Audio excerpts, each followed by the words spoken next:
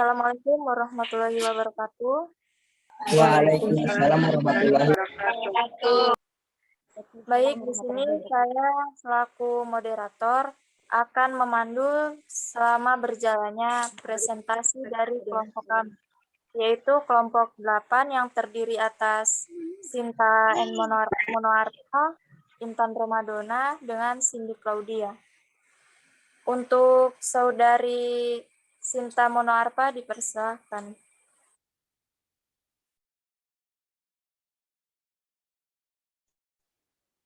Ya, Assalamualaikum warahmatullahi wabarakatuh. Saya perwakilan dari kelompok 8 membawa materi pertama. Di sini saya akan membawakan materi tentang strategis wawasan Nusantara.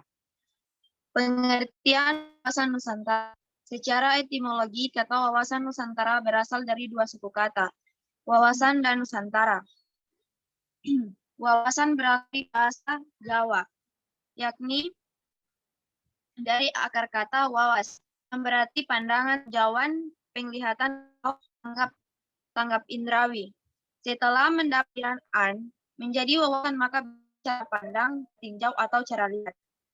Dengan begitu, wawasan adalah pandang bangsa Indonesia mengenai diri dan lingkungannya sebagai negara kepulauan dengan mengutamakan persatuan dan kesatuan wilayah.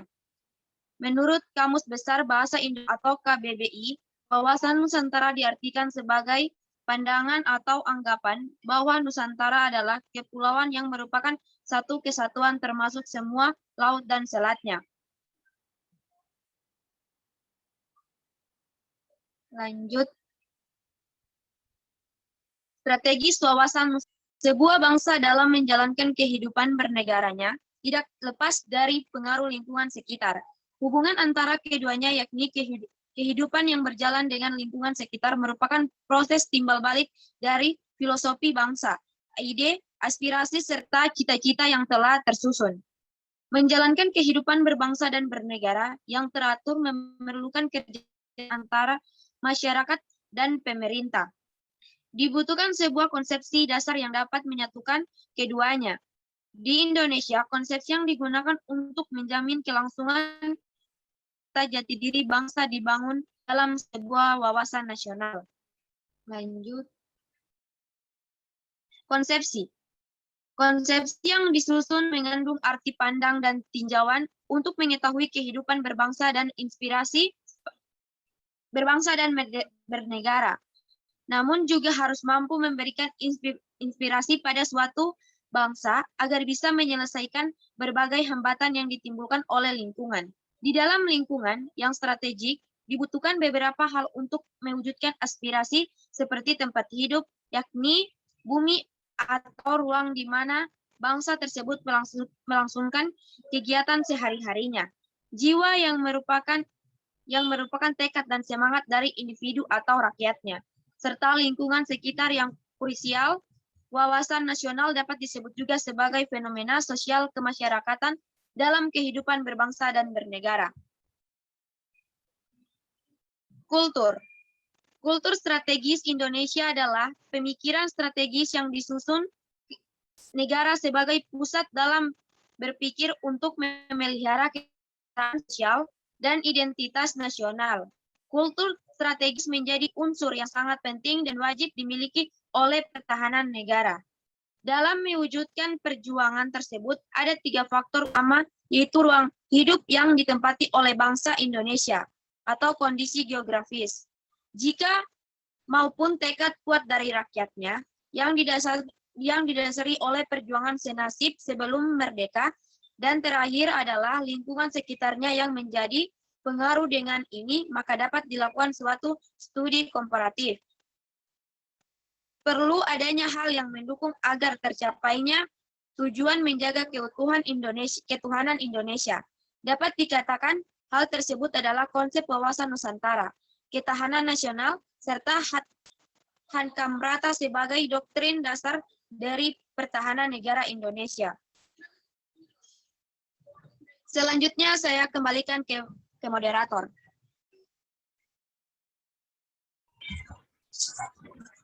Untuk materi selanjutnya akan dibacakan oleh Cindy Claudia. Kepada saudari dipersilahkan. Selanjutnya yaitu fungsi dari budaya strategis. Yang pertama, mencegah adanya perilaku etnosentris, yakni sebuah perilaku yang memiliki pandangan bahwa individu yang meninggikan serta menganggap bahwa kebudayaan adalah yang terbaik, mampu digunakan sebagai pemahaman terhadap kebijakan domestik negara, mempelajari motivasi dan bentuk perilaku suatu negara.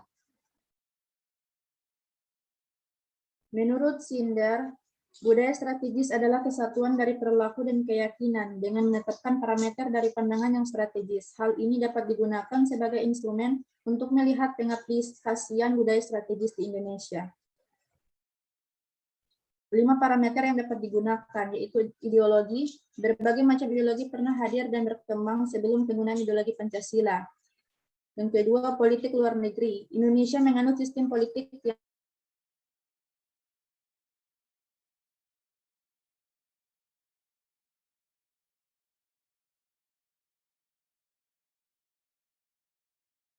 konflik. Indonesia lebih memilih musyawarah mufakat dalam menyelesaikan masalahnya sebagai wujud budaya strategis Indonesia, seperti yang tertuang dalam Pancasila pada sila keempat.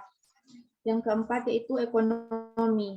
Penerapan sistem koperasi di Indonesia telah menghapuskan kelas-kelas yang terkonstruksi oleh sistem kapitalis karena semua anggota koperasi wajib untuk berperan aktif sehingga tidak ada perbedaan antar kelas. Selanjutnya, pertahanan. Doktrin pertahanan adalah prinsip-prinsip dasar yang memberikan petunjuk bagi pengolahan sumber daya pertahanan dalam upaya mencapai sebuah keamanan nasional. Doktrin pertahanan Indonesia sudah ada sejak dulu, terbukti saat Indonesia melawan kolonialisme Belanda yang menggunakan sistem perang gerilya. Sekian, saya kembalikan kepada moderator. Oke, baik. Selanjutnya saya membuka sesi tanya jawab.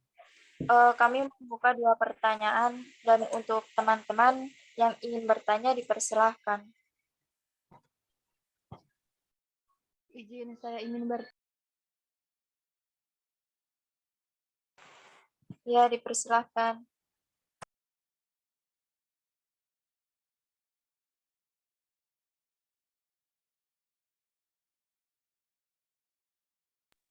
Izin moderator, saya izin bertanya. Untuk Minanga Sunita dipersilahkan. Baiklah, saya akan bertanya kepada kelompok 8. Pertanyaan saya itu, kenapa kultur strategis menjadi unsur sangat penting dan wajib untuk negara berkembang? Sekian dan terima kasih. Selanjutnya yang ingin bertanya dipersilahkan. Apa saja yang dibutuhkan di dalam lingkungan strategik untuk mewujudkan aspirasi masyarakat? Terima kasih.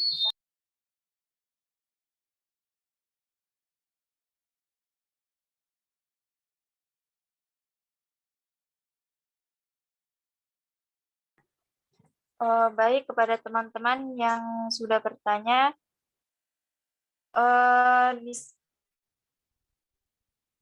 untuk pertanyaan pertama akan dijawab oleh Saudari Sinta Ermono Arpa. Kepada saudari dipersilahkan.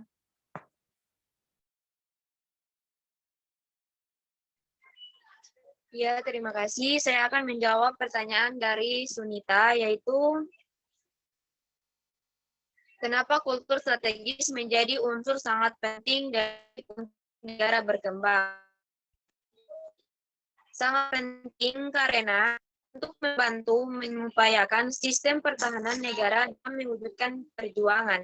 Nah, dalam mewujudkan perjuangan itu sendiri ada 3 faktor. Pertama yaitu ruang hidup yang ditempati oleh bangsa Indonesia, jiwa maupun tekad kuat dari rakyatnya yang didasari oleh perjuangan senasib sebelum merdeka.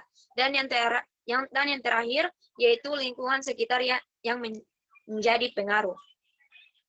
Sekian jawaban dari saya. Saya kembalikan ke moderator. Baik, pertanyaan kedua dari Saudari Megil akan dijawab oleh Saudari Cindy Claudia. Untuk Saudari dipersilahkan.